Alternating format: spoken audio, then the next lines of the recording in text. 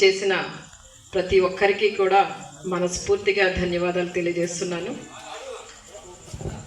ఈ రోజున మనం సమావేశం అవడానికి ప్రధాన కారణం ఏంటంటే,